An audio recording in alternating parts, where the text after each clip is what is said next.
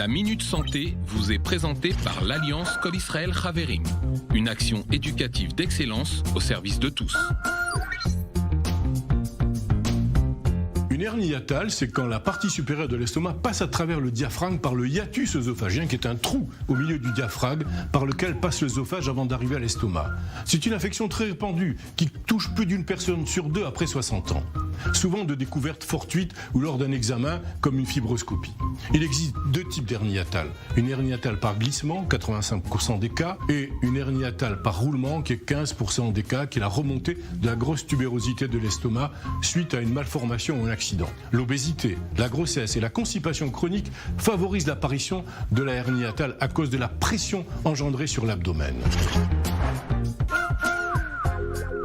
On pensera à une hernie hiatale lors d'un reflux gastro-œsophagien. Il s'agit d'un reflux de liquide gastrique vers l'œsophage. Donc il y aura des maux de ventre, des brûlures œsophagiennes derrière le sternum, des remontées ou des régurgitations acides, une possible toux nocturne. Un reflux peut exister sans hernie, mais une hernie hiatale peut aggraver un reflux.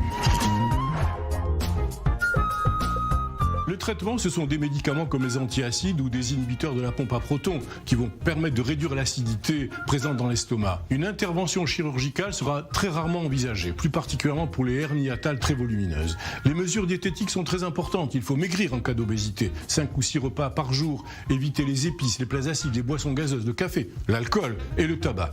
Évitez de se coucher juste après le repas. Votre santé est ce que vous avez de plus cher au monde. Sachez en prendre soin. La Minute Santé vous a été présentée par l'Alliance Kol Israel Chaverim, une action éducative d'excellence au service de tous.